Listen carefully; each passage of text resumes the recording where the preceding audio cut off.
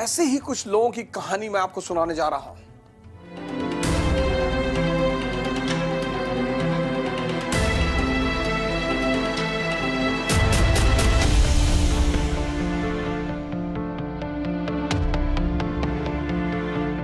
आज इस देश की सबसे बड़ी चुनौती है शिक्षित वर्ग, पढ़ा लिखा वर्ग, समझदार वर्ग डिप्रेशन का शिकार,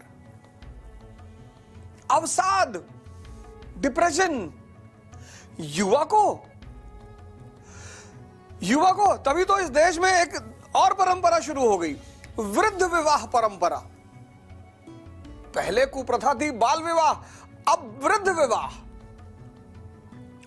बुजुर्गों की भी शादी हो रही है। उसकी मेन वजह क्या है? युवा डिप्रेशन में है। युवा मतलब क्रांति, युद्ध, और डिप्रेशन में नहीं आ सकता, संभव ही नहीं। चंद्रगुप्त मौर्य एक सामान्य परिवार का व्यक्ति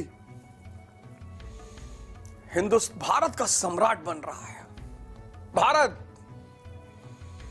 चक्रवर्ती। ये क्या है भैया चक्रवर्ती?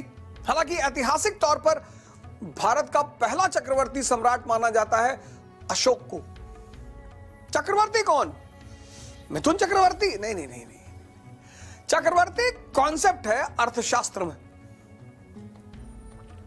कि जो भी राजा 1000 योजन पर शासन करेगा, योजन डिस्टेंस को मेजर करने की यूनिट थी।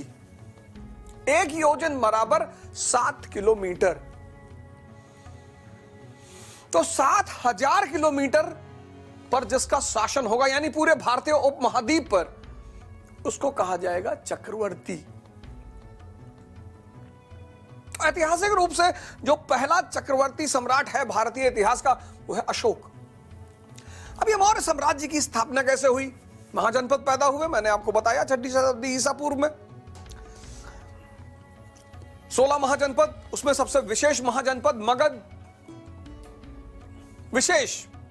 विशेषता की वजह फर्टाइल प्लेन, गंगा यमुना दोआब। दूसरा, लोहे की खदान। तीसरा, समझदार जनता का समझदार होना। परिवार, राष्ट्र किस पे चलता है? उस परिवार के लोगों से, उस राष्ट्र के लोगों से। समझदार जनता। और चौथा, सेना में एलिफेंट विंग का प्रयोग। 4 महत्वपूर्ण कारण रहे मगध के उत्थान के। अब डायनेस्टियां मगध में, हर्यंक डायनेस्टी पहली इंपॉर्टेंट डायनेस्टी। बिंबिसार, अजातशत्रु, इन लोगों ने मगध के साम्राज्यवादी नीतियों का शुरुआत किया।